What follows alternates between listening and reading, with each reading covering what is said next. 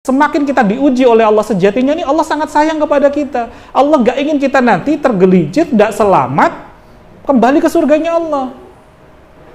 Makanya Allah kasih ujian ini bertubi-tubi untuk apa? Untuk menguatkan hati kita. Makanya dalam Quran surah Al-Ankabut ayat 2 sampai dengan 3 disebutkan, apakah mereka mengira mereka tidak akan diuji ketika mereka sudah mengatakan kami telah beriman?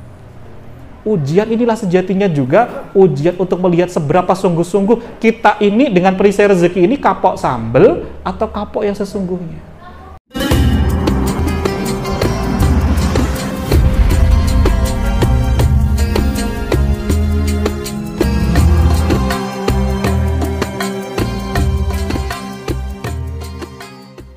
Rabbi shrah li sadri wa yassir li amri wahlul 'uqdatam min lisani yafqahu qawli. Assalamualaikum warahmatullahi wabarakatuh. Insyaallah ya, alhamdulillah. Niki terlihat sudah sejatinya rezeki kita ke depan seperti apa itu dari cara kita menjawab salam sejatinya. Karena di balik salam itu maknanya sangat mendalam sekali. Ya, di dalam salam. Makanya salam kita itu selalu ada alnya di dalamnya. Assalam, bukan Assalamualaikum, bukan, tapi ada alnya. Kenapa? Di situ adalah al-ma'rifat. Di situ adalah sudah jelas apa yang kita doakan dan siapa saja nanti akan mendoakan kita. Masya Allah. Di balik salam ini ada 3 tingkatan, ya, fadilah. Kita saling mendoakan, ya, keselamatan, kesehatan, kesejahteraan. Ada doa tentang guyuran rahmat, ya, dan juga berkah dari Allah. Yang rahmat itu contohnya kita diberikan kaki oleh Allah, tapi untuk apa kita gunakan untuk kaki yang sudah diberikan oleh Allah? Apakah untuk senantiasa semakin dekat taat kepada Allah atau sebaliknya? Itu nanti yang membedakan berkah atau tidak berkahnya. Allah sudah guyurkan nikmat kepada kita, tapi berkah atau tidaknya itu nanti terlihat, ya, seberapa kita dalam amanah menjaganya. Maka kita ulangi sekali lagi. Assalamualaikum warahmatullahi wabarakatuh.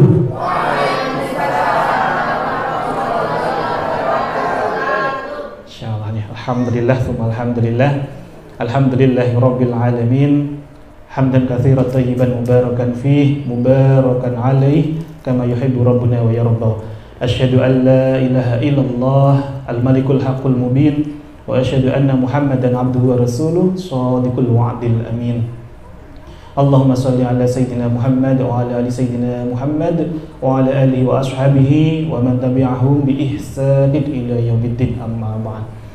Alhamdulillah, kami doakan semoga seluruh Bapak Ibu yang hadir pada hari ini semakin Allah hadirkan kemuliaan, semakin Allah hadirkan kebahagiaan, semakin Allah hujamkan kepada kita semuanya kesehatan. Mungkin ada salah satu dari kita yang saat ini diuji oleh Allah kurang sehat, ataupun salah satu dari anggota keluarganya.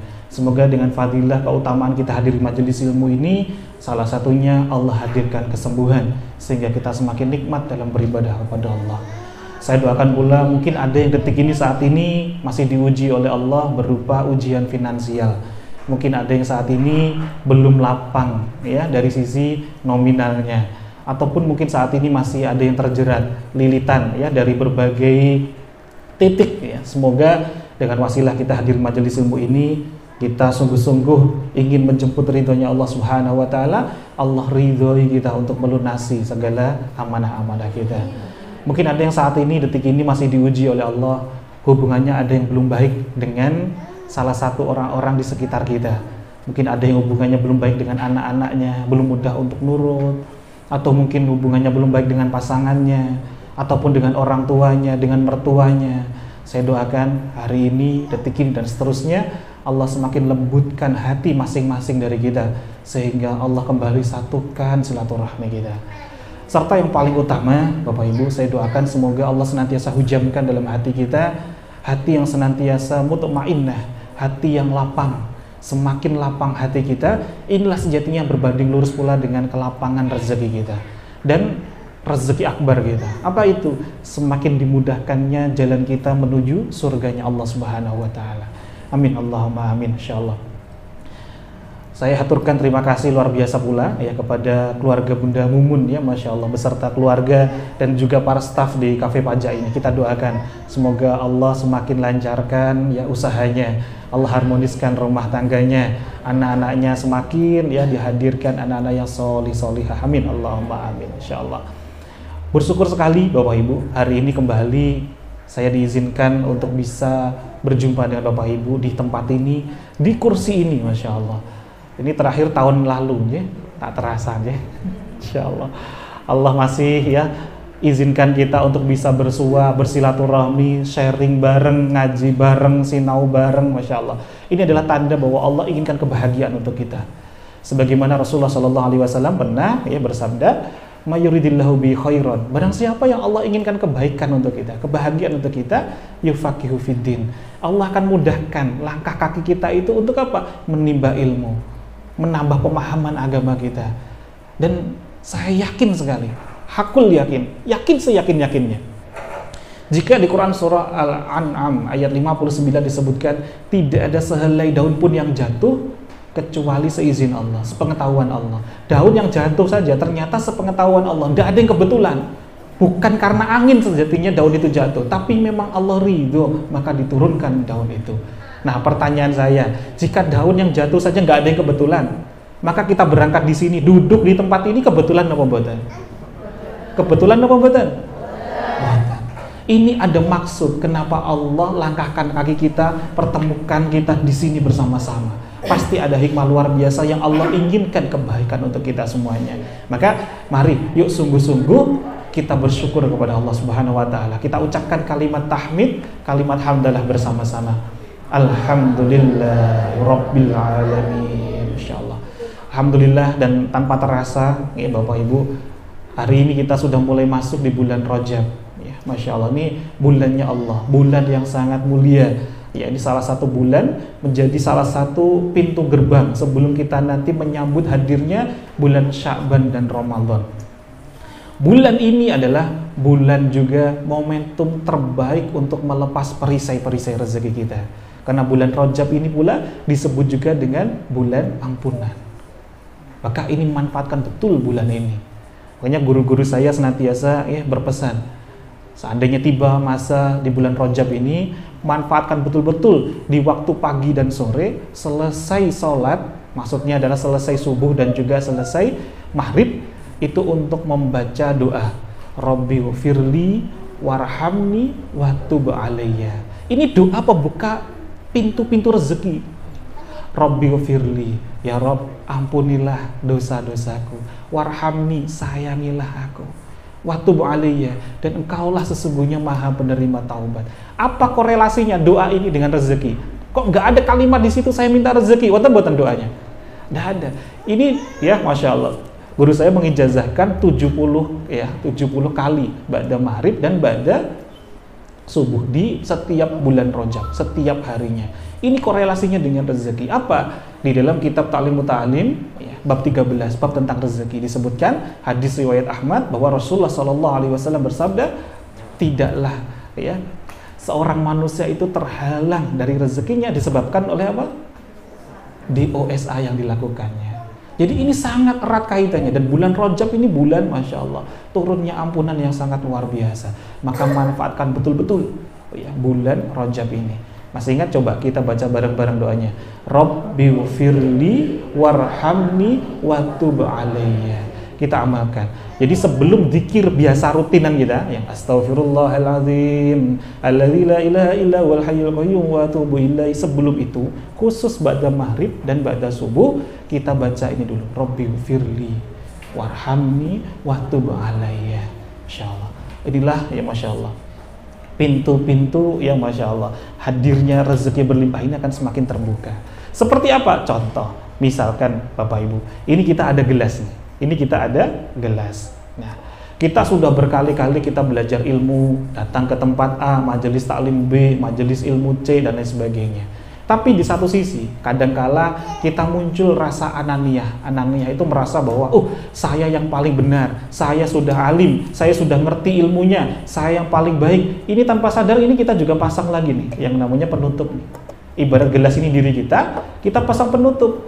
Maka ketika kita punya hajat-hajat, kita sedang berdoa, ya Allah turunkanlah rezeki kepada saya ya Allah, ijabahkanlah hajat saya ya Allah. Maka yang terjadi, kalau gelasnya kita tutup, kira-kira nih Bapak Ibu, airnya masuk buatan? Allah sudah kirimkan malaikat pemberi rizki, diguyurkan ke kita, tapi ternyata kita sendiri yang menolaknya. Bukannya Allah nggak mengijabah, Allah maha mengijabah, Allah maha mendengar, Allah maha mengabulkan. Ud'uuni astajib lakum. Bahkan Allah yang meminta, berdoalah padaku, niscaya aku kabulkan. Lalu mengapa kok belum terijabah? Kitanya sendiri yang memasang ini.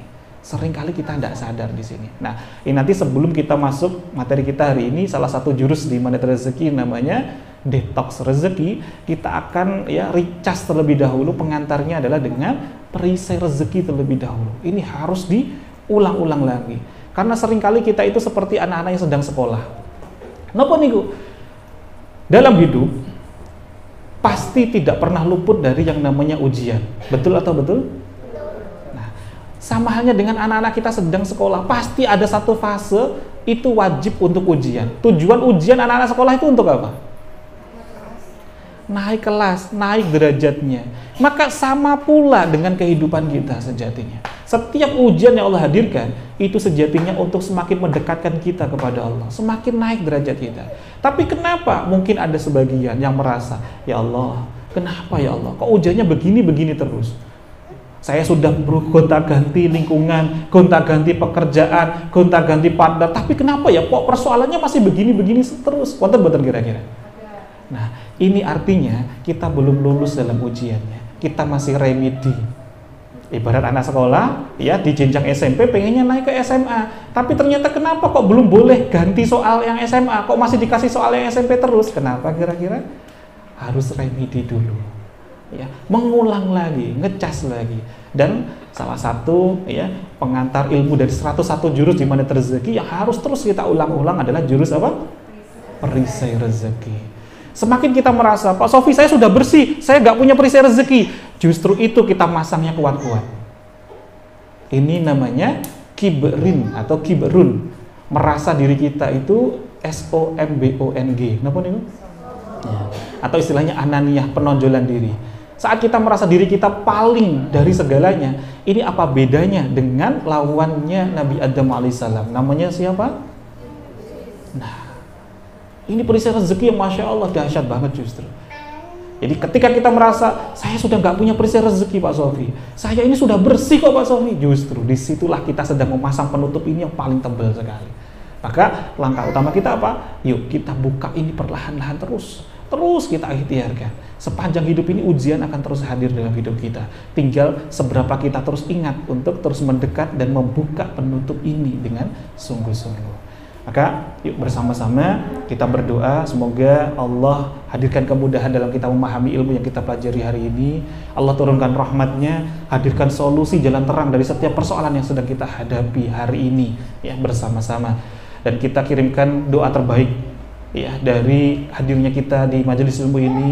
Semoga pahalanya pula tersambung tersalur kepada kedua orang tua kita, kepada guru-guru kita yang dulu mengajari kita huruf alif, ba, ta, sa, a, b, c, d, kepada gurunya lagi, sampai kepada Masya Allah guru kita Ustaz Nasrullah, kepada guru beliau Abu Yamu Fashir, sampai kepada gurunya lagi Abu Yadim Yati, sampai menyambung sampai kepada ya Syekh Nawawi Al-Bantani, sampai kepada para tabi'in, para sahabat, sampai kepada baginda Nabi Muhammad SAW.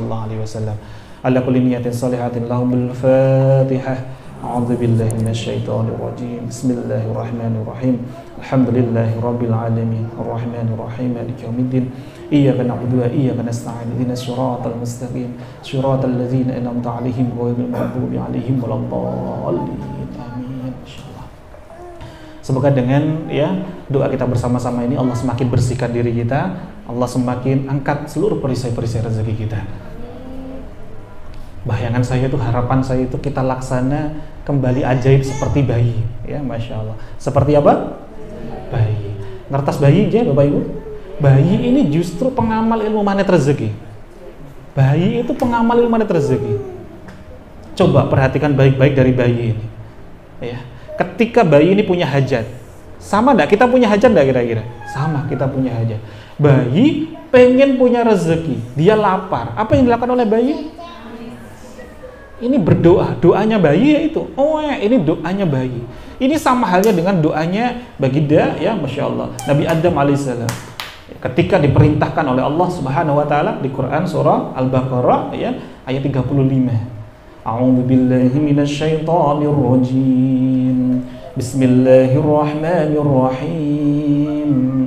Wa qulna ya Adam uskun anta wa zawjukal jannah wa kula minha ragadan haitsu syi'tuma wa la taqraba hadhihi asy-syajarata fatakuna minadh dhalimin. Wa qulna ya Adam, dan kami berfirman kepada Adam. Uskun, ini fi'il amar, kata perintah dari Allah kepada Nabi Adam. Ini perintah pertama kali kepada Nabi Adam alaihissalam. Uskun anta wa zawjukal jannah. Masuklah dengan tenang bersama istrimu ke dalam surga. Artinya perintah Allah itu untuk apa yang pertama kali? Uskun, untuk tenang dulu. Ini kunci hadirnya solusi dari setiap persoalan hidup kita. Tenang dulu. Makanya berkali-kali kita belajar di beberapa jurus magnet rezeki termasuk jendela buram, kita belajar jangan menunggu solusi datang baru hati tenang, tapi hadirkan dulu hati tenang, maka solusi akan datang. Perhatikan dari kalimat perintah ini, uskun anta wa zaujukal jannah, masuklah bersama istrimu dengan tenang ke dalam surga. Wa kula minha ragadan haitsu syi'tum, makan dan minumlah apa-apa yang kamu sukai di dalamnya. Jadi pengen apapun Nabi Adam diijabah enggak sama Allah? Diijabah. Sama halnya dengan bayi, ketika ya Masya Allah diberikan ya, ditiupkan ruh, dikasih penghidupan, pengen apapun diijabah sama Allah. Perhatikan, mau ibunya makan apapun, makanannya apapun, ada yang pete ya, makanannya apapun ya, tapi ketika masuk ke dalam janin itu disaring menjadi apa? Asupan nutrisi, Masya Allah. Bahkan ketika anaknya sudah lahir sekalipun, itu sudah difilter langsung dengan kecanggihan yang Allah hadirkan, dengan keajaiban yang Allah hadirkan. Apa yang terjadi? Menjadi susu, Masya Allah, menjadi ASI yang sangat luar biasa. Ini keajaiban dari Allah Subhanahu wa taala. Dan Allah jamin tuh rezeki bayi. Coba, bayi pengen rezeki, pengen lapar, haus, tinggal ngapain tadi? Nangis. Apakah bayi yang nyari rezekinya atau rezekinya yang mencari bayinya? Allah langsung paksakan malaikat pemberi rizki berupa siapa? Orang tuanya, untuk menghadirkan, untuk mengijabah apa yang menjadi hajatnya si bayi. Coba, wa kula minha ragadan haitsu syi'tum. Ini sama dengan kondisi Nabi Adam, tapi dengan satu catatan. Nah, coba lagi, kalau bayi ini pengen ganti pampers, punya hajat, punya keinginan, apa yang dilakukan oleh bayi?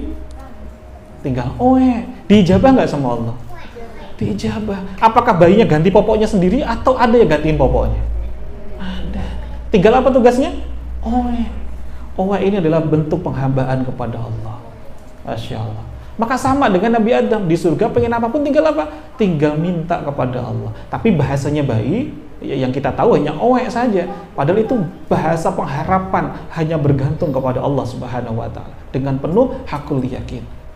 Maka ayat lanjutannya apa? Wala taqrabu hadhihi syajarah fatakuna minadh dhalimin. Jangan dekati pohon ini, jangan dekati. Jadi kalian boleh makan dan minum apapun yang kalian inginkan, diijabah oleh Allah kecuali satu. Jangan dekati pohon ini. Jadi banyak sekali Allah ijabah, hadirkan keajaiban, kecuali satu yang nggak boleh. Apa tadi? Mendekati satu pohon yang kita seringkali masyhur menyebutnya dengan nama pohon kuldi, ya, buah kuldi, gitu ya. Syajarah ini nama pohon. Nah, kemudian apa yang dilakukan oleh Nabi Adam? Dimakan atau didekati? Dua-duanya, ya, nggak boleh mendekati, malah didekati, justru malah dimakan. Ya, Masya Allah. Sekarang saya nanya, Nabi Adam awalnya tinggal di mana? Di surga. Berapa banyak kesalahannya? Cuman satu kesalahan. Satu saja ngelanggar perintah dari Allah, satu aja ngelanggar larangan dari Allah. Apa yang terjadi? Keajaibannya berkurang, maka diturunkan di bumi. Sekarang pertanyaan saya, dulu kita sama-sama pernah bayi, ya, leres, ya?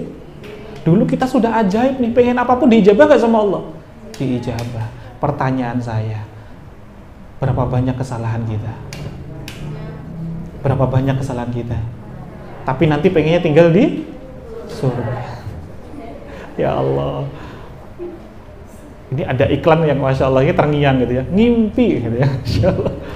Tapi inilah rahman rahimnya Allah. Allah masih berikan ya kesempatan untuk kita untuk terus berbenah diri. Artinya kita sudah ada pernah di fase ini, pengamal ilmu magnet rezeki sebelum kenal ilmunya langsung. Karena ilmu magnet rezeki ini sejatinya ilmunya Allah. Ini ilmu untuk tazkiyatun nafsi, ilmu untuk semakin kembali menuju jalan yang diridhoi oleh Allah Subhanahu wa taala. Maka coba kita cek dari umur kita saat ini masing-masing, sudah seberapa banyak kita keluar dari hal-hal yang tidak diridhoi oleh Allah. Maka disinilah sejatinya kita sudah memasang penutup ini sungguh-sungguh. Dan tidak perlu kita pikirkan yang besar-besar dulu. Coba dicek sampai dengan detik ini saat ini. Mungkin ada ya yang datang gini, Pak Sofi, kenapa ya Pak Sofi? Kok hutang saya nggak lunas-lunas? Boten kira-kira? Boten.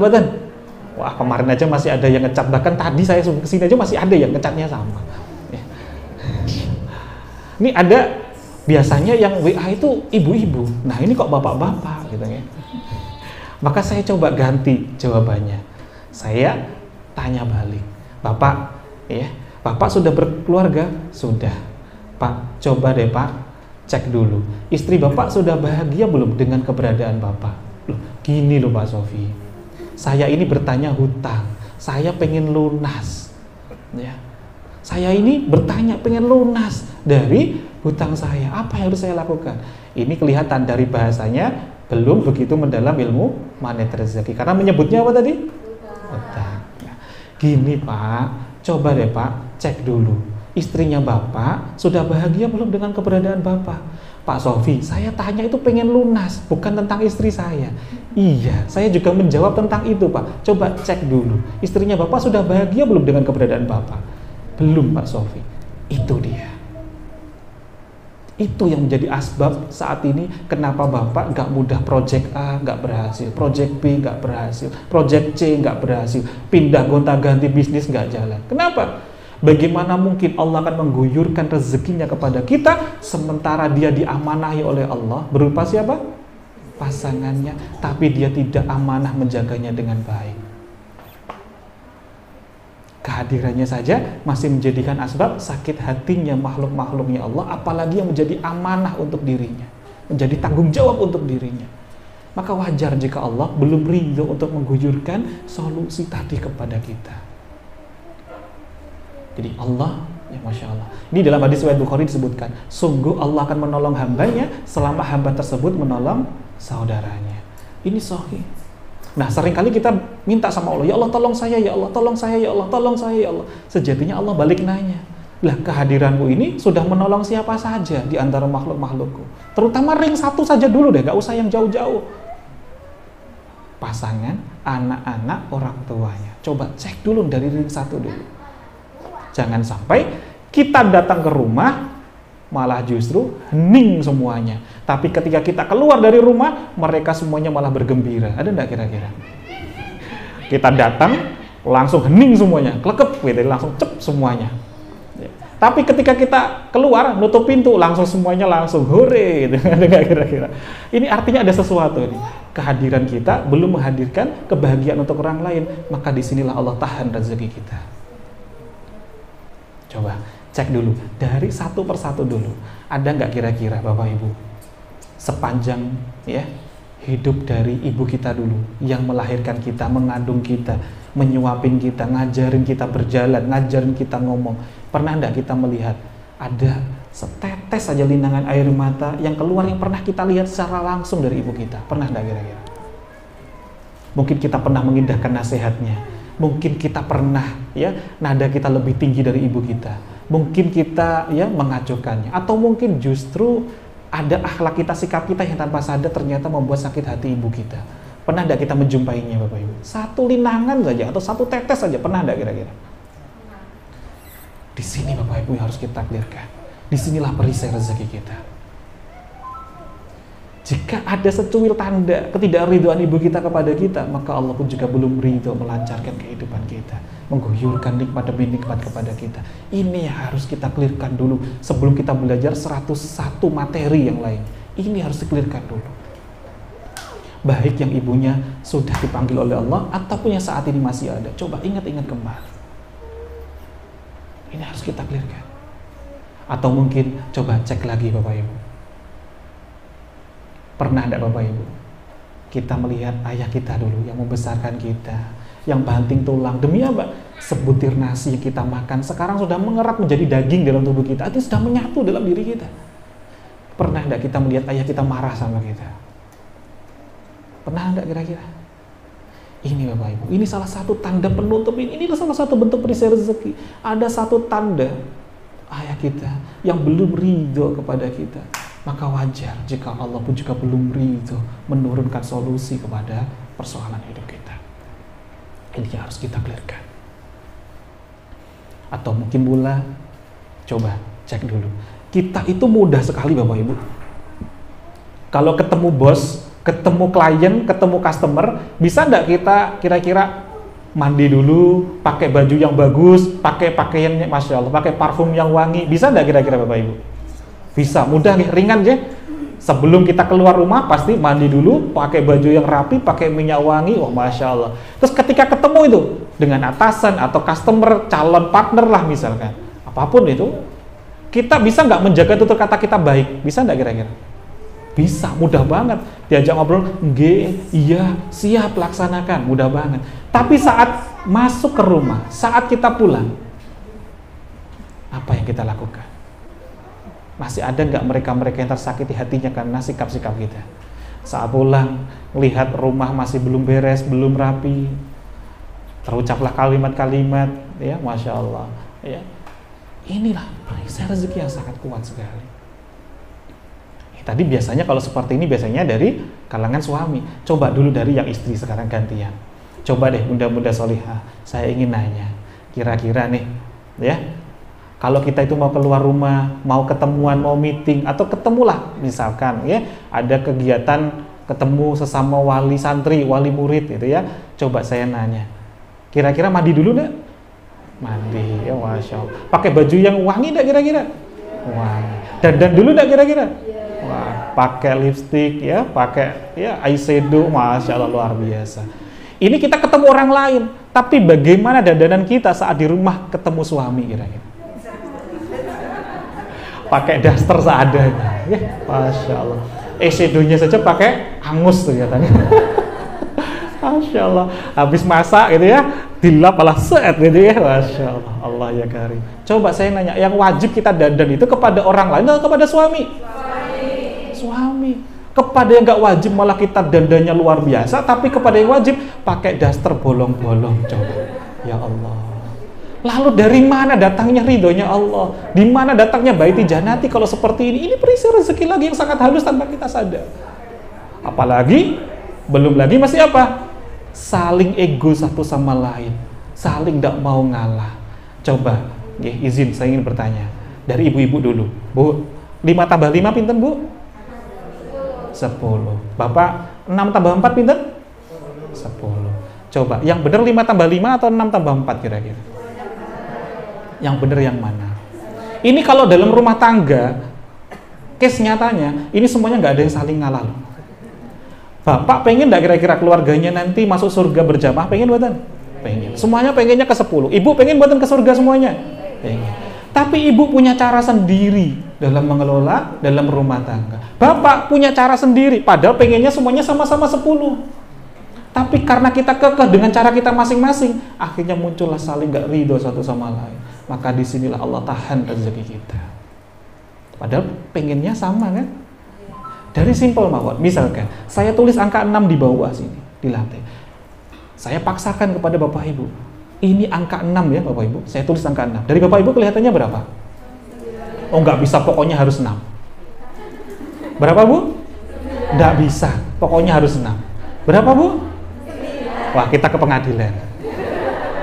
Ini yang sering kali konflik rumah tangga cuma dari ini.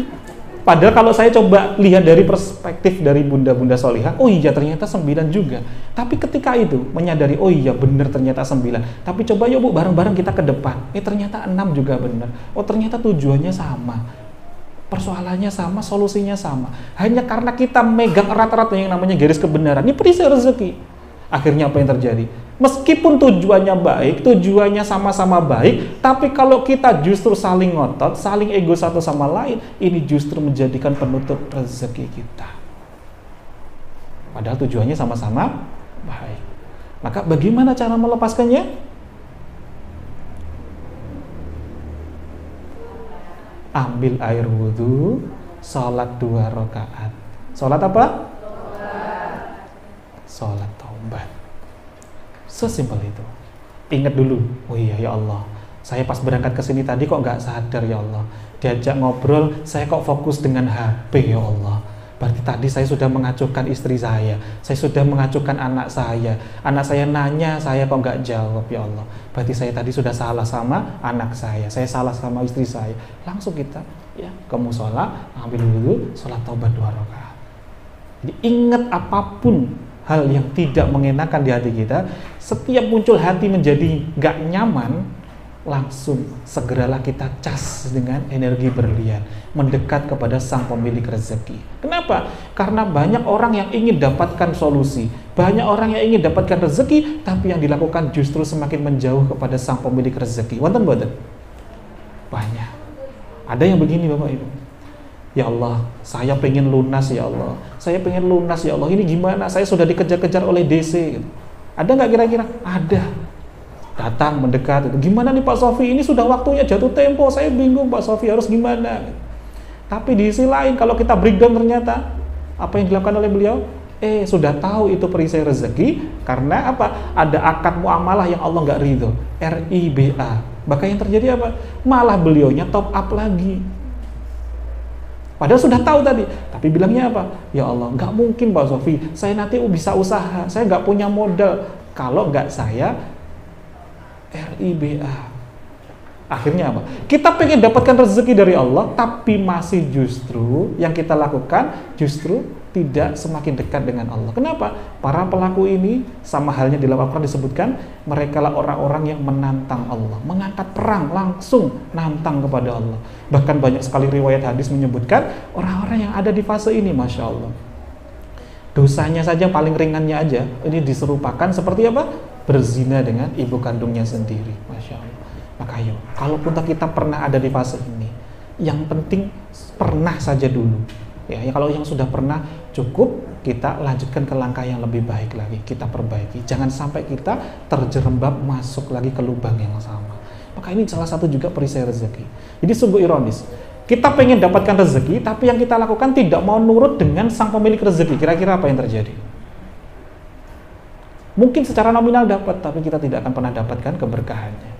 Contoh lagi, yang paling simpel, kalau Bapak Ibu misalkan bekerja di salah satu perusahaan, ada bosnya minta, tolong kerjakan ini, buka tutup pintu, jaga pintu ya setiap jam 7 sampai jam 8. Tapi Bapak Ibu tahu, tugas itu tahu bahwa perintahnya itu, tapi Bapak Ibu tidak menjalankannya, malah justru duduk-duduk saja, tapi berikutnya Bapak Ibu minta digaji, kira-kira dikasih enggak? Ini baru levelnya manusia. Maka yang harus kita lakukan apa? Ya jalankan dulu apa yang menjadi perintahnya Allah. Maka dalam hadis qudsi disebutkan, wahai manusia, sesungguhnya aku punya kehendak, engkau punya keinginan, dan tidak akan terjadi apa-apa yang engkau ingini kecuali apa-apa yang aku kehendaki. Jika kau mau memenuhi apa-apa yang menjadi kehendakku, maka aku akan cukupi apa-apa yang menjadi inginmu. Tapi jika kau tidak mau memenuhi apa-apa yang menjadi kehendakku, niscaya aku akan jadikan kau penat dan letih dengan sebab apa-apa yang engkau ingini. Ini hadis qudsi. Ya, kalau hadis qudsi ini Masya Allah levelnya sangat tinggi sekali. Pertanyaan saya, dari hadis qudsi ini apa hikmah yang bisa kita ambil? Allah itu punya kehendak, kita punya keinginan. Tidak akan terjadi apa-apa yang menjadi ingin kita ini selama apa? Kita tidak mau mengikuti apa yang menjadi kehendaknya Allah. Di saat kita mau mengikuti kehendaknya Allah, Allah akan cukupi apa-apa yang kita ingini. Tapi jika kita tidak mau mengikuti apa yang menjadi kehendaknya Allah, Allah akan jadikan kita penat dan letih dengan sebab apa-apa yang kita ingini. Kita pengen usaha A, B, C, D, kok ujungnya begini-begini terus? Kok ujungnya malah justru minus? Kok ujung-ujungnya malah justru ya tidak positif? Ya wajar. Kenapa? Karena fokus kita hanya sekedar ingin kita, tidak mau nurut dengan apa yang menjadi kehendaknya Allah Subhanahu wa taala. Karena ini sejatinya sudah janji, ya, Masya Allah, dari Allah Subhanahu wa taala. Wa may yattaqillaha yaj'al lahu makhraja wa yarzuqhu min haitsu la yahtasib. Barang siapa, ya, Masya Allah, yang sungguh-sungguh kita bertakwa kepada Allah, niscaya Allah akan berikan solusi jalan keluar, dan Allah akan berikan rezeki dari arah yang tidak disangka-sangka. Maka apa solusinya? Ya, kita kembali lagi ke jalan yang Allah ridhai, kembali ke jalan yang sungguh-sungguh Allah kehendaki. Sederhananya begini Bapak Ibu, ya, rezeki itu laksana bayangan. Laksana apa Bapak Ibu? Rezeki itu laksana bayangan. Semakin kita ngejar bayangan, semakin dapat enggak kira-kira? Nah, maka di dalam ilmu manit rezeki kita memberikan salah satu solusi. Bukan lagi kita mengejar bayangan semu itu. Bayangan itu kalau semakin dikejar, kita semakin lari, bayangannya semakin lari, betul? Semakin lari, kita nggak akan ketemu solusi. Lalu bagaimana agar bayangan justru mendekat dan bahkan mengejar-ngejar kita? Jangan mengejar bayangannya, tapi kembalilah. Untuk apa? Mendekat kepada sang sumber cahaya yang abad dan abadi. Siapa itu? Sumber dari segala sesuatu, Allah Subhanahu wa taala. Saat kita kembali mendekat kepada sang pemilik rezeki, maka apa yang terjadi? Kita mendekat kepada sumber cahayanya, bayangannya akan semakin mendekat pula kepada kita. Seberapa cepat Pak Sofi? Ya, seberapa sungguh-sungguh kita berlari, sungguh-sungguh mendekat kepada sang sumber cahaya. Kalau kita sungguh-sungguh berlari, bayangan akan semakin berlari pula kepada kita. Jadi bukannya Allah itu nggak mau mengijabah kita, tapi karena kitanya sendiri yang seringkali tidak ingat kepada Allah. Ingat janji Allah, fadhkuruni adzkurukum. Ingatlah kamu kepadaku, niscaya aku pun akan ingat kepadamu. Jadi Allah itu akan ingat kepada kita selama apa? Kitanya juga mau ingat, mau melibatkan Allah dalam segala kehidupan kita. Maka ini harus kita, ya, Masya Allah, perbaiki sungguh-sungguh. Jadi apapun persoalannya, minumnya, apapun persoalannya, solusinya yang pertama ini, yuk kita buka dulu perisai rezeki kita, ya, buka dulu perisai rezeki kita. Dengan cara apa? Kita jalankan taubatan kita, sholat taubat kita, tapi sungguh-sungguh dengan hakikat istighfar, menyadari apa saja kesalahan kita mohon ampun sungguh-sungguh, dan kita juga komit untuk tidak mengulanginya lagi. Ini sungguh-sungguh dulu sebelum kita belajar materi-materi yang lainnya. Jadi coba yuk pakai gerakan bareng-bareng. Kalau mau dapetin keajaiban, apa yang harus dilakukan? Tangannya coba buka dulu perisai rezekinya. Sekali lagi, kalau mau dapatkan keajaiban, apa yang harus kita lakukan?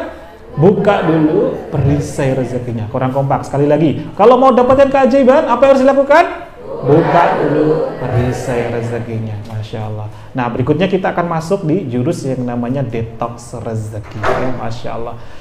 Sebagaimana janji Allah, Allah itu kan Masya Allah, ya, maha baik. Allah itu maha sayang dengan hamba-hambanya.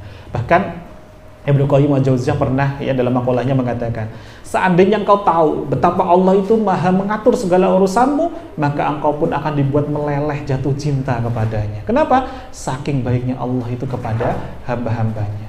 Bahkan Masya Allah, salah satu fadilah kita melepas perisai rezeki ini, dalam hadis riwayat Ahmad disebutkan, barang siapa melazimkan, mendawamkan kalimat istighfar, artinya ini sungguh-sungguh mohon ampun kepada Allah, maka Allah akan berikan apa? Kegembiraan dari kesedihan, kelapangan dari kesempitan, dan Allah juga apa? Berikan rezeki dari arah tidak disangka-sangka. Ini sebuah kepastian.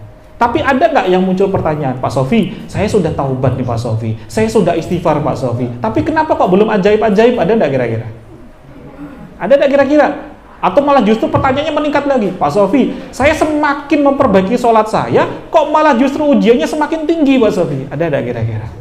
Nah, inilah pentingnya kita belajar hari ini di jurus namanya detox rezeki, ya, untuk kita memahami bagaimana pola sejatinya Allah itu guyurkan nikmat kepada kita setelah kita tadi sungguh-sungguh bertaubat kepada Allah. Jadi tidak langsung ujuk-ujuk mak berduduk celing seperti para waliullah. Ingat kemarin kita belajar ada 3 tingkatan keajaiban. Ada berapa? 3 tingkatan keajaiban. Yang pertama namanya mukjizat untuk para nabi-nabi dan rasul terpilih. Yang kedua namanya karomah untuk para waliullah, para kekasih Allah. Seperti siapa? Siti Maryam, ya kan? Kullama dakhala 'alaiha Zakaria al-mihrab wajada 'indaha rizqa. Setiap kali yang punya rumah, ayah angkatnya Siti Maryam namanya Nabi Zakaria alaihissalam, mau ngasih makanan kaget, kok selalu wajada inda rizqo, kok selalu ada rezeki di sisinya Siti Maryam. Belum bekerja, belum ke pasar, belum masak, kok selalu ada rezeki. Ajaib enggak kira-kira? Ajaib. Ini karomah Siti Maryam ini, Masya Allah, dekat dengan Allah, para waliullah. Termasuk seperti Asif ibnu Bahir ya, yang bisa memindahkan kerajaannya Ratu Bilqis ya. Kecepatannya seberapa Asif ibnu Bahir ya? Ayyartada ilaika tarfu, sebelum mengedipkan mata. Ini manusia bukan jin. Quran surah An-Naml ayat 40 ya. Qala alladzi 'indahu ilmu minal kitab ana atika bihi qabla ayyartada ilaika tarfu. Berkatalah seorang yang memiliki ilmu dari Alkitab, sungguh aku bisa memindahkan kerajaan tersebut sebelum engkau mengedipkan mata. Masya Allah. Ajaib enggak kira-kira? Ajaib. Masya Allah. Ajaibnya luar biasa. Ini di level karomah. Tapi berbeda di level yang ketiga, namanya ma'unah. Apa itu ma'unah? Pertolongan-pertolongan Allah ya, yang luar biasa yang hanya diberikan bagi hamba-hambanya yang beriman dan beramal solih. Ini ada wasilah. Wasilah itu namanya apa? Perantara. Jadi bedakan antara wasilah dengan ghoyah. Ghoyah itu tujuan, wasilah itu jalannya. Wasilah itu perantara. Jadi sebelum datangnya keajaiban, bagi kita yang masih di fase ma'unah, itu ada prosesnya dulu. Ada prosesnya. Salah satu prosesnya adalah ini Bapak Ibu, namanya detox rezeki. Apa Bapak Ibu?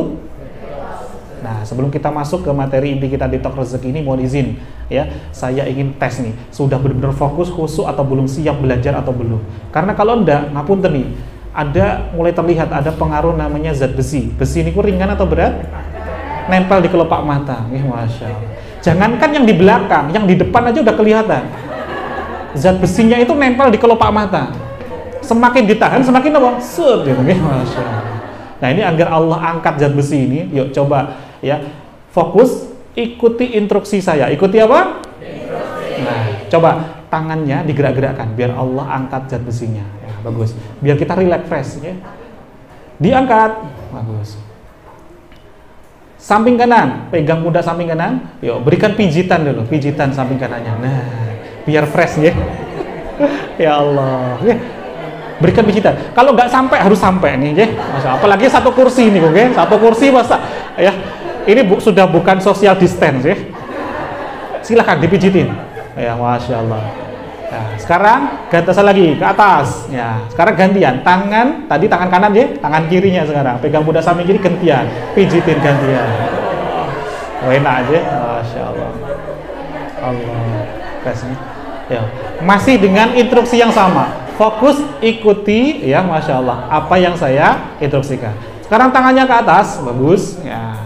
Yuk, coba cepet-cepetan tangannya tempelkan ke dagu. Dagu apa ya? Astagfirullah. Kalau lebih kertas ya, teng Purwakarta niku dagune pindah ke dahi itu ya. Coba ingat kata kuncinya, fokus instruksi saya atau tangan saya? Instruksinya dagu atau dahi? Lah kok pindah ke dahi? Allah. Ini nih orang-orang yang kalau hadir di majelis ilmu, masuk telinga kanan, keluar telinga. Niku mending. Kalau yang seperti ini biasanya masuk telinga kanan, keluar telinga kanan. Mental semuanya ya. Insyaallah. Oke, yuk coba fokus lagi. Sekarang kita ya, Masya Allah, kita ganti instruksinya. Coba kita lihat seberapa fokus kita. Siap? Siap? Ya. Sekarang coba ya, dengarkan apa yang saya katakan. Ya. Yuk, tangannya coba digerak-gerakkan ke atas.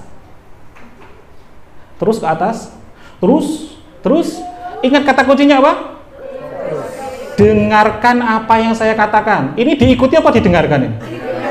Lah ini kok pada ngikutin semua? Astagfirullah, ini fokus coba buatan. Ingat kata kuncinya. Dengarkan yang saya. Inilah perisai rezeki kita orang tua. Ini kita orang tua tuh perisai rezekinya ini. Kenapa nih kok? Gak mau dengerin orang lain.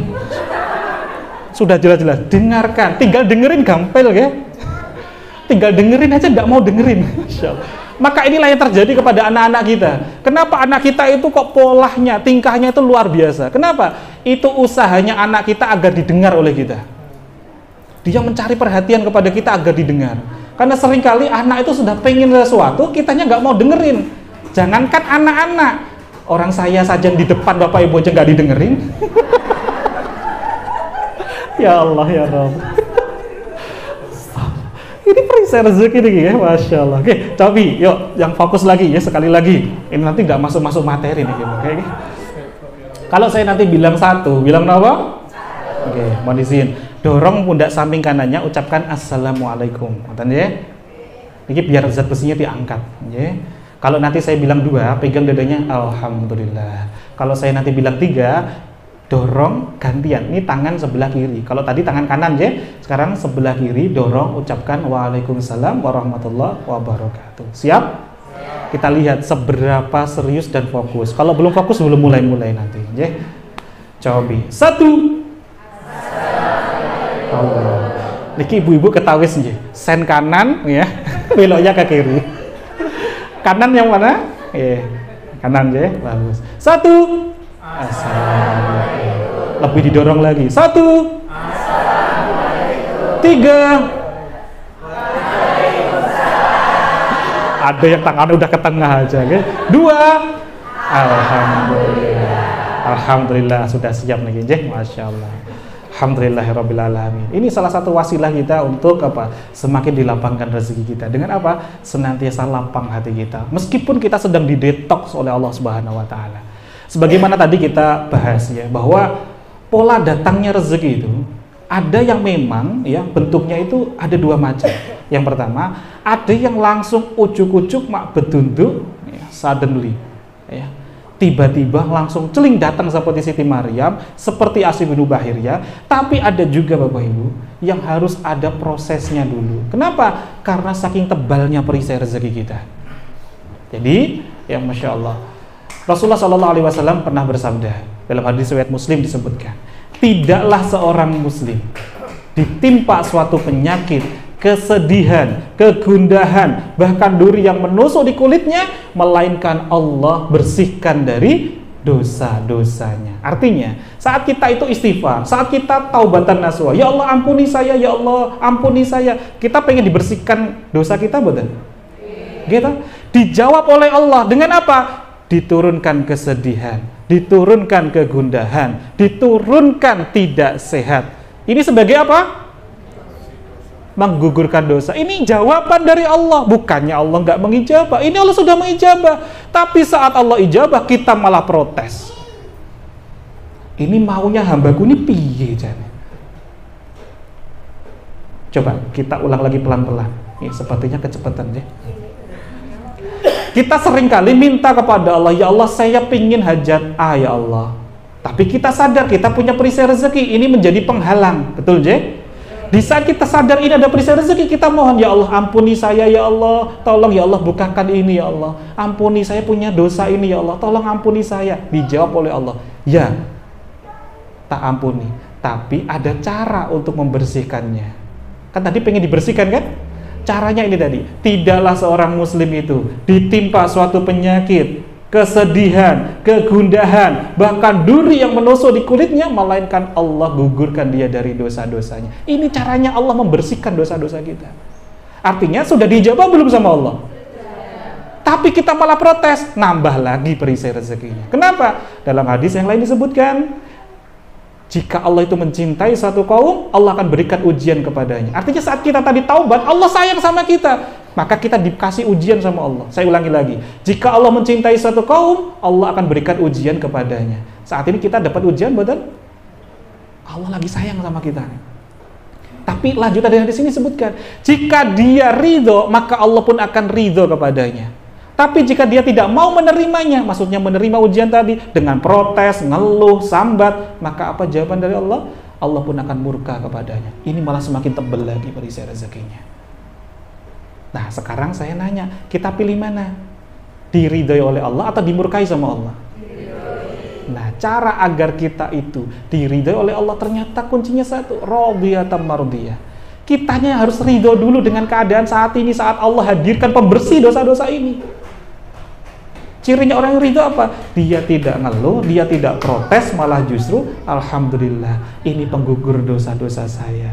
Ini juga bagian dari apa? Level tingkatan dari jurus, pernah kita belajar tentang jurus paradox of candy. Masih ingat Bapak Ibu?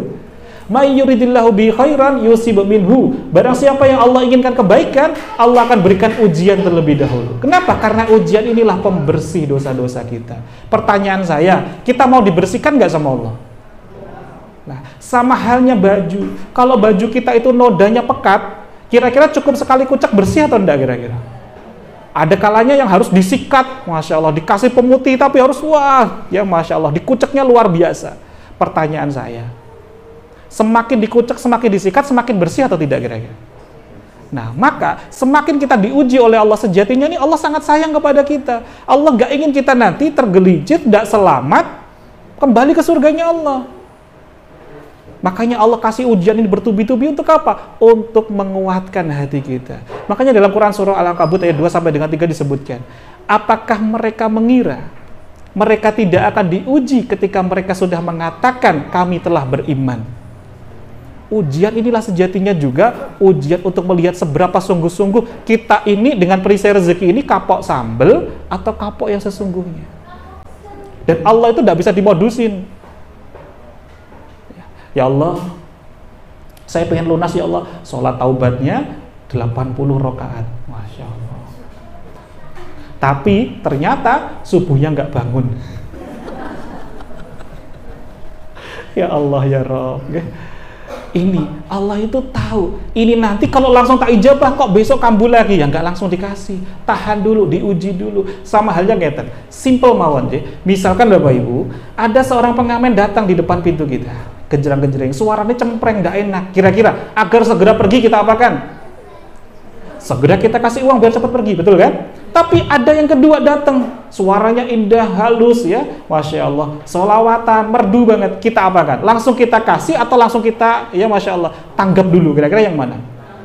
Tanggap dulu kan, ditungguin. Tapi si pengamen yang kedua tadi ngelihat, ya Allah, tadi yang pertama langsung dikasih uang, saya kok nggak dikasih-kasih? Ini saya malah ditangkap terus, genjang-genjang, nggak dikasih-kasih terus. Kapan nih saya dikasihnya? Semakin kita tahan, semakin kita request, artinya kita semakin sayang atau semakin nggak seneng kira-kira. Tapi si pengamen ini bilang, ya udah deh, kalau emang nggak dikasih-kasih, saya tak pergi aja. Kira-kira dia dapat rezekinya nggak? Masih mending yang pertama ya, suaranya cempreng kan? Nah, seringkali kita di posisi seperti ini. Kita sudah mengadu, kita sudah bersujud, kita sudah sungguh-sungguh dalam taubatan nasuha kita, Allah sedang menikmati kita. Allah itu sangat pencemburu. Allah itu sangat sayang kepada para, ya Masya Allah, yang memperbaiki dirinya, para pentaubat.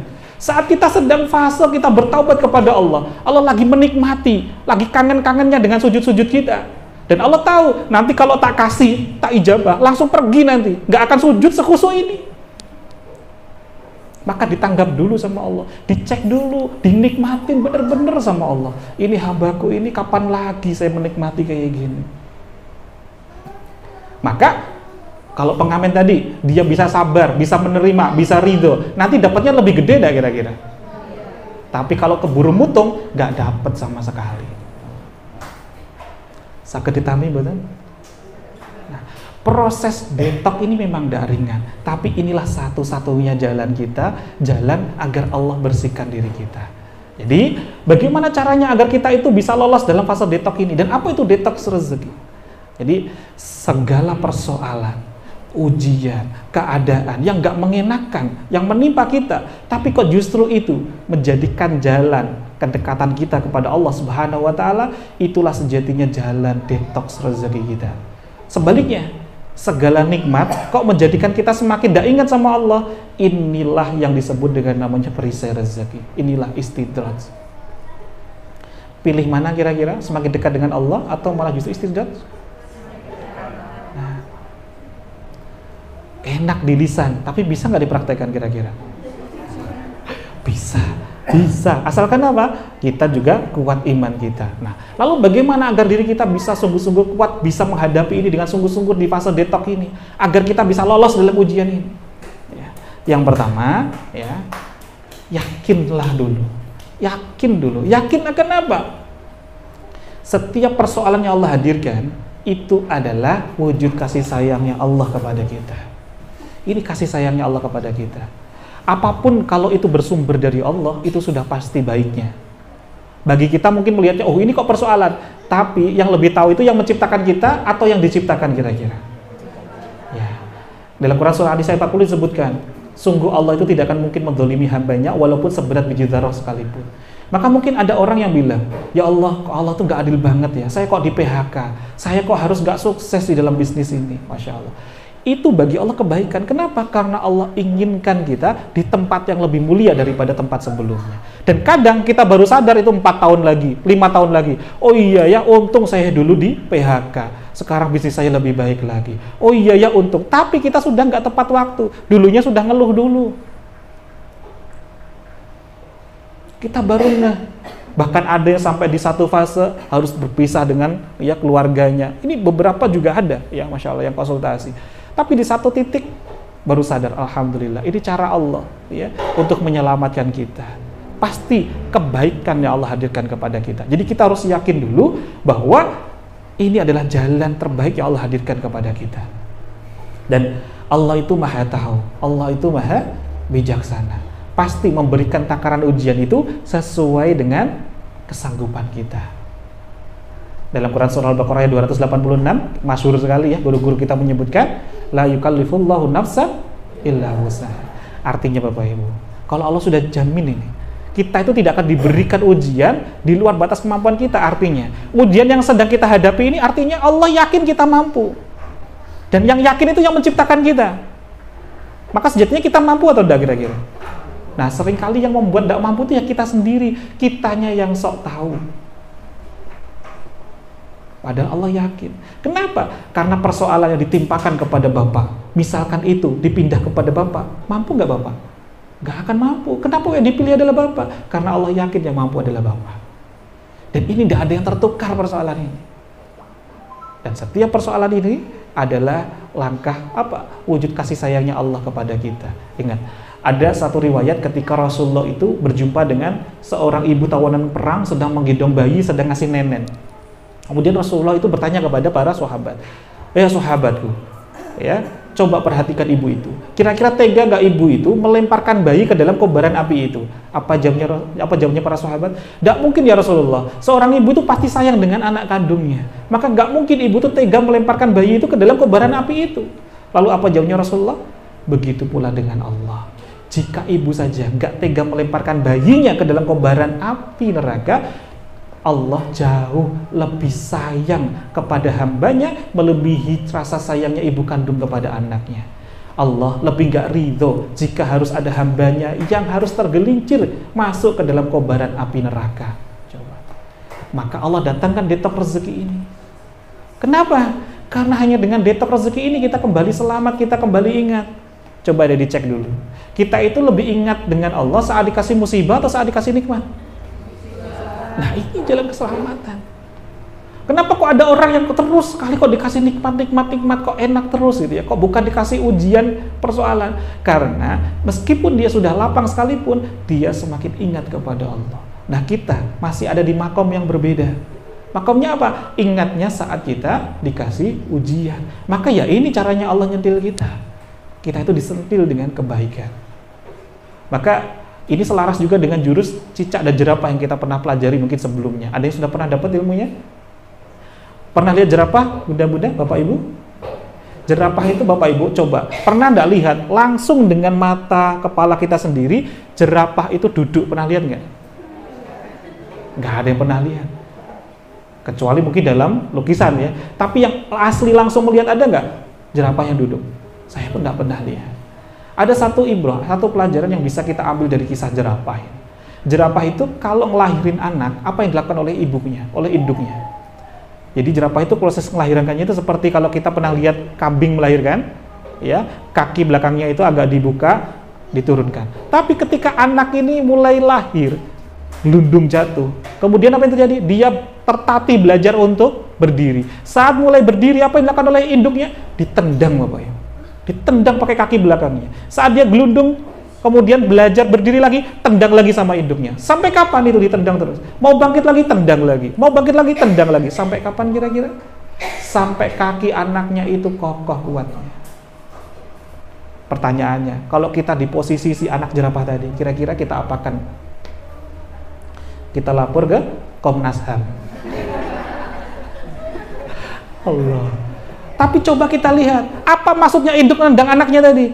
Maksudnya adalah kasih sayang. Kenapa? Karena ibu ini pengen kalau kakinya si anak ini kokoh, dia nanti akan selamat dari kejaran binatang buas yang lainnya. Karena ibu ini sayang banget sama anaknya, maka harus mulai fase di detox dulu, ditendang dulu. Mungkin gak enak bagi si anak, tapi inilah satu-satunya jalan agar semakin kokoh kakinya, semakin selamat dirinya. Pun sama dengan kita harus yakin, apapun yang Allah hadirkan sebagai bentuk ujian kesabaran kepada kita, inilah cara Allah menguatkan hati kita. Inilah cara Allah mengangkat derajat kita. Ini kebaikan dari Allah. Meskipun dengan keterbatasan kita melihatnya ini baru sebuah apa tadi? Ujian. Padahal ini adalah cara Allah untuk menghadirkan keselamatan untuk kita. Yang kedua Bapak Ibu, ya, kalau tadi yakin dulu ini adalah wujud kasih sayangnya Allah. Yang kedua, bergembiralah. Justru kita bersyukur. Alhamdulillah. Kenapa kok malah justru bersyukur bukan bersabar Pak Sofi? Harusnya kalau dikasih ujian bersyukur atau bersabar? Bersyukur atau bersabar? Harusnya. Ayo, yang mana nih? Kok jadi dua suara nih? Ya? Bersyukur atau sabar? Coba kita lihat di Quran surah Al-Baqarah 151, ya. وَلَنَبْلُوَنَّكُمْ بِالشَّرِّ وَالْخَوْفِ وَالْجُوعِ وَنَقْصٍ مِّنَ الْأَمْوَالِ وَالْأَنفُسِ وَالثَّمَرَاتِ وَبَشِّرِ الصَّابِرِينَ وَلَنَبْلُوَنَّكُمْ بِالشَّرِّ وَالْخَوْفِ وَالْجُوعِ. Dan kami akan mengujimu dengan sedikit ketakutan, kecemasan, kekurangan makanan, buah-buahan. Ini ujian kesabaran atau ujian kesyukuran? Kesabaran. Di situ dikatakan apa? Wabasyiris sabirin. Sampaikanlah kabar gembira bagi orang-orang yang bersabar. Siapa itu? Alladzina idza asabathum musibah qalu inna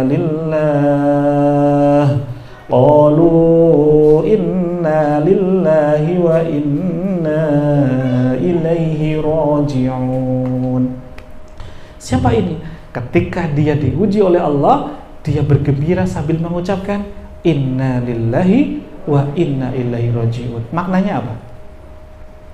Sesungguhnya ini milik Allah dan akan kembali kepada. Artinya apa? Dia sadar betul ini bukan milik kita.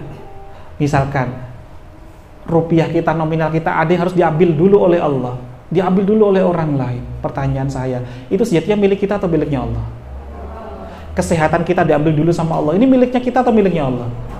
Ya ini milik Allah ya. Kalau diambil lagi oleh Allah, ya ini haknya Allah. Artinya ini harusnya sedih atau bergembira? Bergembira, lapang hatinya. Jadi innalillah itu bukan kalimat untuk kita bersedih. Coba Bapak Ibu ucapkan alhamdulillah bareng-bareng coba. Nah, harusnya kita ucap innalillah itu dengan nada ini. Coba kita ucap innalillah dengan nada alhamdulillah coba. Nah, harusnya begini. Kenapa? Karena di dalam ayat ini, Masya Allah Bapak Ibu, ayat lanjutannya dari ayat ini disebutkan, ya, ulaika alaihim salawatum mir rabbihim wa rahmah. Ini orang-orang yang kalau diuji oleh Allah dia bergembira, ya, yang mengucapkan kalimat ini tadi. Kemudian apa? Mereka itulah orang-orang yang memperoleh ampunan. Coba, ini proses detox. Justru kalau diuji kok dia itu bersyukur, ini malah menghadirkan ampunan yang sungguhnya dari Allah. Ulaika alaihim salawatum mir rabbihim wa rahmah. Mereka itulah yang memperoleh ampunan dan rahmat dari Rabb-nya. Wa ulaika humul muhtadun, dan mereka itulah orang-orang yang mendapat petunjuk. Artinya apa? Mendapat solusi, dikasih petunjuk oleh Allah jalan keluar. Tapi seringkali kitanya berbeda, ngakunya sabar tapi ternyata bukan sabar yang sesungguhnya. Apa itu? Bilangnya sabar itu ada batasnya. Betul-betul. Ya, guru saya senantiasa berpesan, ciri orang-orang yang sabar itu justru dia itu mudah bersyukur. Ciri orang-orang yang syukur, dia itu senantiasa bersabar. Kenapa? Coba dicek lagi. ciri orang-orang yang syukur, dia itu bisa bersabar. Bersabar dari apa? Dari hawa nafsunya. Orang kalau diguyur nikmat, kok dia itu bisa bersabar, menahan diri dari nafsunya, inilah orang yang bersyukur. Sebaliknya, orang yang bersabar apa? Ketika diuji, dia ridho kepada Allah dengan wujud rasa syukurnya. Alhamdulillah, ini pemberian dari Zat yang maha baik. Maka jangan melihat seberapa besar atau kecilnya pemberian dari Allah, tapi lihat sumber yang menghantarkannya, Zat yang maha besar. Siapa itu? Allah. Maka kita akan mudah untuk bersyukur kepada Allah Subhanahu wa ta'ala. Jadi langkah yang pertama tadi apa? Kita yakin dulu bahwa Allah itu menghadirkan persoalan itu sebagai apa? Wujud kasih sayangnya Allah. Yang kedua apa tadi? Bergembira dulu. Kenapa kita harus bergembira? Dalam hadis riwayat Ibnu Majah disebutkan, Rasulullah Shallallahu Alaihi Wasallam bersabda, wahai anak Adam, jika kamu itu bisa bersabar dan ikhlas saat tertimpa musibah, maka aku tidak akan meridhoi bagimu sebuah pahala kecuali surga. Insya Allah. Pengen buatan Bapak Ibu dapat surga? Nah, diuji dulu. Ridho nggak saat dikasih ujian sama Allah? Tapi kalau kita belum ridho, nah ini Allah akan murka kepada kita. Jadi gembira saja dulu. Gembira dari apa? Gembira saja dulu. Kalau kita belum tahu hikmahnya, nanti pelan-pelan Allah akan tunjukkan hikmahnya. Seringkali kita punya akal dan kita itu justru menuhankan akal kita. Ya Allah, kalau saya nggak tempuh jalan ini ya Allah, saya nanti nggak bisa ya Allah. Saya nanti nggak bisa. Kita terlalu memaksakan dengan akal kita. Padahal, Masya Allah, Allah itu selalu punya rencana yang terbaik. Satu. Masya Allah. Ini kisahnya khususnya atau belas nih ya? Coba kali lagi. Satu. Alhamdulillah. Pak, Bu, baru saja saya melihat ada keajaiban sudah. Belum keluar dari gedung ini sudah ada yang ajaib. Siapa? Kena pengaruh zat besi. Saya tadi hilang sementara di gedung ini. Ya, beliau les. Ya. Tapi ketika saya bilang satu, dipegang samping kanannya. Assalamualaikum, langsung melek biar gitu. Artinya apa? Saya langsung muncul di sini seketika, sekejap mata ya. Ayar tada ilaikat torfuk. Belum sampai buka saya sudah hadir di sini. Biar gitu ya, Masya Allah. Sudah ajaib ternyata aja. 3. 2. Ada ketukar-ketukar ibu dia, Masya Allah. Tidak apa-apa aja. Namanya juga kita belajar ya, semampu kita ya. Jadi ada 3 langkah kita itu untuk masuk di fase detox rezeki. Yang pertama kita harus apa? Yakin bahwa persoalan hadir ini sebagai wujud kasih sayangnya Allah. Yang kedua kita harus bergembira dulu. Kenapa? Ini masih implementasi dari jurus Paradox of Candy. Kalau kita itu dikasih ujian, kok kita itu bisa bergembira? Ini artinya ridho. Kita menerima bungkusnya, otomatis kita akan dapat isinya. Ingat, mayuridillahu bihi khairan yusibu minhu. Barang siapa yang Allah mau berikan kebaikan, Allah akan berikan ujian terlebih dahulu. Artinya apa? Barang siapa yang mau dapatkan keajaiban, Allah akan berikan ujian terlebih dahulu. Maka duluan mana? Ujian dulu atau keajaiban dulu?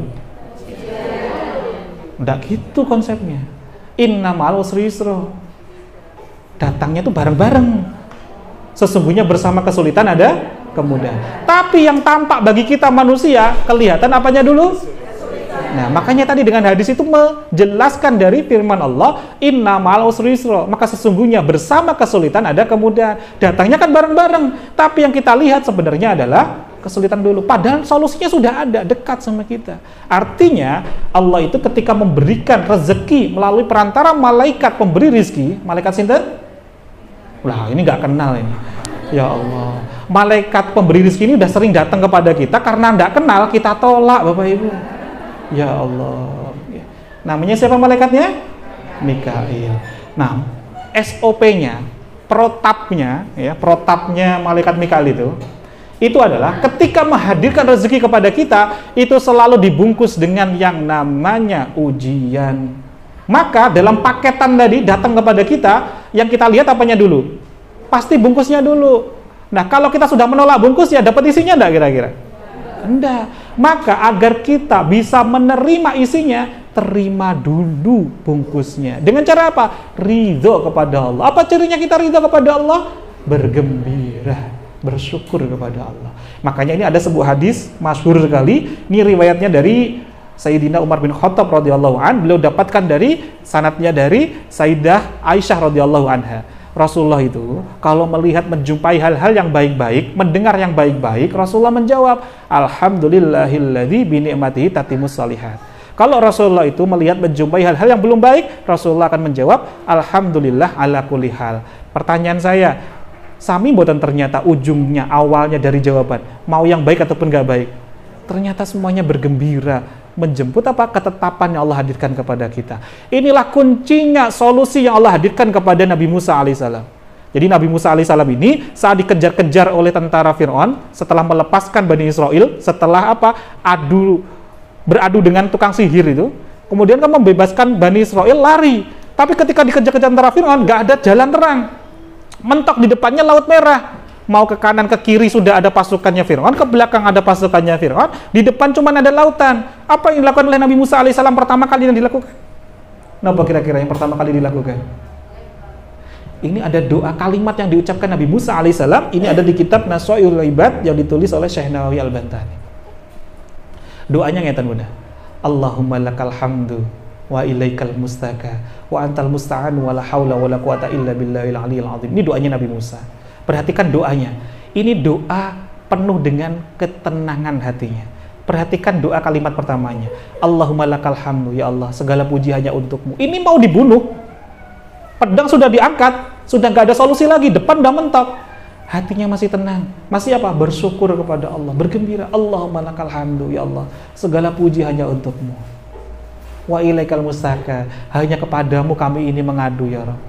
Wa antal musta'anu, dan hanya kepadamu lah kami ini mohon pertolongan. Enggak minta kanan kiri, megang HP, kontak siapa yang bisa dihutangin. Enggak, tenang dulu hatinya. Kemudian apa yang terjadi? Allah hadirkan malaikat Jibril turun. Wahai ya kekasih Allah, wahai utusan Allah, solusi itu sudah sangat dekat, sepaket dengan persoalan yang sudah Allah hadirkan. Di mana? Di tangan kananmu yang selama ini sudah kamu pegang, kamu bawa kemana-mana. Di mananya ternyata? Tinggal dipukulkan, terbukalah jalan terang. Maka kita cari saat ini tongkat-tongkat Nabi Musa dalam kehidupan kita. Di mana? Sangat dekat dengan persoalan yang sedang kita hadapi. Sangat dekat. Bisa jadi dari mana? Ridhonya pasangan kita, ridhonya orang tua kita. Kita perbaiki hubungan dengan anak-anak kita yang selama ini mungkin tanpa sadar. Saya nanya Bapak Ibu, anak kita itu milik Allah atau milik kita? Nah, saat kita itu dititipi amanah sama orang lain, titipi mobil, titipi laptop, kita jaga baik-baik nggak kira-kira? Ada orang lain mendekat, anak kecil mainan, lempar-lemparan batu di dekat mobil itu, kita apakan kira-kira? Kita ingetin, nak jangan deket-deket, nanti lecet, nanti rusak, betul dah kira-kira? Saking amanahnya kita, katanya amanah sih, menjaga titipannya makhluk. Tapi sekarang saya nanya, seberapa amanah kita menjaga titipannya Allah berupa anak-anak kita? Sudah seberapa sering kita membuat lecet hatinya? Anak seperti itu tuh hasil didikannya siapa? Allah kan hadirkan anak-anak kita itu kan fitrah, diamanahkan, dititipkan kepada kita. Allah yakin kita mampu mendidiknya. Tapi kita ternyata gak amanah menjaganya. Yang menjadikan anak seperti itu, siapa yang mendidik kira-kira? Siapa yang mendidik? Kita. Tapi kalau anak berbuat gak tepat, yang kita marahin siapa? Yang ngajarin apa dianya yang salah?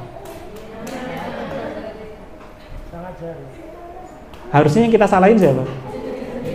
Kita yang ngajarin. Orang kita gurunya, anak seperti itu hasil didikannya siapa? Nah, maka bergembiralah dulu. Tenang dulu. Kalau anak seperti ini, ya Allah, terima kasih. Engkau hadirkan apa? Ini di jurus kemarin cermin ajaib. Engkau hadirkan untuk apa? Alat untuk saya memperbaiki diri saya, bercermin lagi ya Allah. Apa yang belum tepat dalam diri saya? Terima kasih Engkau masih berikan kesadaran ya Allah. Kalau tidak Engkau tegur lewat ini, bisa jadi kami di lembah yang namanya istidraj. Tiba-tiba langsung nanti tidak diingatkan, tapi sudah tidak selamat nanti di hari penimbangan. Maka terima kasih ya Allah. Alhamdulillah. Terima kasih. Nah, langkah yang ketiga Bapak Ibu. Langkah yang ketiga, ini langkah yang terakhir. Apa itu? Senjatanya orang-orang yang beriman itu apa? Apa? Doa. Allah itu ya tegaskan dalam Quran surah Ar-Rum ya, dalam Quran surah Ar-Rum ayat ya Quran surah Ar-Rum Sebentar saya cari ya, di ayat 54. Allah Subhanahu wa taala berfirman, Allahul ladzi khalaqakum min dha'fin. Insyaallah. Allah menciptakan kamu dari keadaan apa? Dha'if. Dha'fin itu lemah. Artinya apa? Kita itu butuh sandaran. Sesuatu yang tidak kuat, pasti dia butuh sandaran. Dan kalau kita nggak tepat dalam bersandar, ya kita akan mudah untuk roboh. Maka ketika kita sadar kita itu dhaif, maka kita butuh sandaran yang maha kuat. Siapa itu? Allah. Dan senjata yang paling ampuh, paling kuat bagi orang-orang yang lemah, yang memperbaiki diri, meningkatkan keimanan adalah dengan apa? Doa kita. Masya Allah. Ini ada doa yang sangat masyhur ketika kita itu ditimpa detoks rezeki, ditimpa ujian untuk membersihkan perisai-perisai rezeki kita. Doanya apa? Ya, saya ambilkan ini doa yang sangat masyhur. Riwayatnya dari Ummu Salamah. Ummu Salamah niku sinten Bapak Ibu? Istrinya ya, Kanjeng Nabi Muhammad SAW. Ummu Salamah ini ya, pada suatu ketika beliau ini kan sebelumnya Masya Allah taat banget kepada suaminya, sampai suaminya ini ikut harus hijrah ke Habasyah. Yang pertama kali beliau ikut hijrah ke Habasyah, yang kedua kali beliau ikut, tapi ternyata saat hijrah ke Habasyah yang kedua kali suaminya wafat, beliau harus kembali lagi ya. Dan ketika beliau kembali ke Madinah, beliau sudah dalam kondisi apa? Tidak ada suami. Kemudian beliau ini mendengar langsung, dapat ya Masya Allah hadis yang sangat masyhur sekali. Ini doa yang sangat mustajab Bapak Ibu ya. Rasulullah SAW bersabda. Jadi beliau langsung ya mengutip dari Rasulullah SAW. Ketika Rasulullah SAW berpesan kepada beliau, siapa saja dari hamba yang tertimpa suatu musibah lalu ia mengucapkan doa ini ya, maka Allah akan memberinya pahala dan musibahnya akan digantikan dengan yang lebih baik lagi. Doa apakah ini? Ada yang tahu Bapak Ibu? Doanya adalah Inna lillahi wa inna ilaihi raji'un. Allahumma ajurni fi musibati wa ahlif li khairam minha. Ya, nanti kita share ya, nanti bisa di-share Pak Tri atau juga Pak Oki ya. Yang paling penting adalah di sini. Allahumma ajurni fi musibati wa ahlif li ya khairam minha. Artinya apa? Segala sesuatu adalah dari tadi ya, pas innalillah itu kan segala satu milik Allah akan kembali kepada Allah. Pas Allahumma ajurni, ya Allah berikanlah pahala, berikanlah ganjaran ya kepadaku atas musibah yang menimpaku ini ya Masya Allah. Allahumma ajurni fi musibati wa ahlif li khairam minha, dan berilah ganti dengan yang lebih baik. Saat Ummu Salamah mendapatkan ujian, suaminya wafat, beliau langsung amalkan doa ini. Diijabah nggak sama Allah? Langsung diijabah. Suaminya tadi taatnya luar biasa, baiknya luar biasa. Saat beliau berdoa tadi, Allahumma ajurni fi musibati ya wa ahlif li khairam minha. Apa yang terjadi? Allah gantikan dengan yang lebih baik. Siapa yang lebih baik dari suaminya? Rasulullah SAW. Berkali-kali lipat lebih baik lagi. Masya Allah. Jadi ini salah satu doa mustajab yang masyhur kalau kita sedang ditimpa satu persoalan. Ya, dihafalkan. Ini juga ada dalam hadis riwayat Muslim ya. Allahumma ajurni fi musibati ya wa ahlif li khairam minha. Ya Allah, berilah ganjaran, berilah pahala ya fi musibati, dalam musibahku ini ya Allah, wa ahlif li khairam minha, dan berilah ganti bagiku yang lebih baik ya daripadanya. Masya Allah. Hafal buatan kira-kira? Ya, nanti kita share ya bareng-bareng ya, Masya Allah. Nah, berikutnya Bunda ya, jika ada satu makalah dari Imam Ghazali yang sangat masyhur ya, jika persoalan menjadi sebab bertambahnya mulia dan bertambahnya derajat seorang hamba, maka itu adalah kenikmatan. Saya ulangi lagi, jika hadirnya persoalan ternyata menjadi sebab bertambahnya mulia dan bertambahnya derajat seorang hamba, maka itu bukan lagi persoalan, tapi itu adalah nikmat.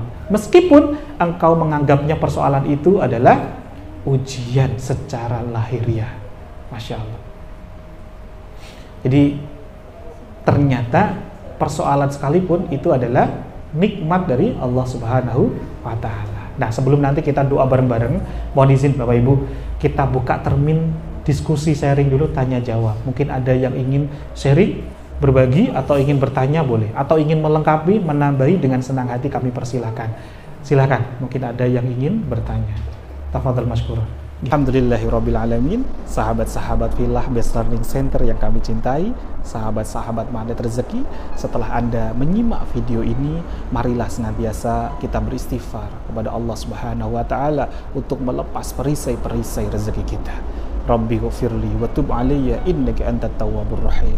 Ya Rabb, ampunilah kami, terimalah taubat kami, sesungguhnya Engkau Maha Penerima taubat dan Engkau Maha Penyayang. Dan mari senantiasa kita bersolawat kepada baginda Nabi Muhammad sallallahu alaihi wasallam. Sallu ala Muhammad, Allahumma salli alaihi wa ala alihi wa sahbihi. Wassalamualaikum warahmatullahi wabarakatuh.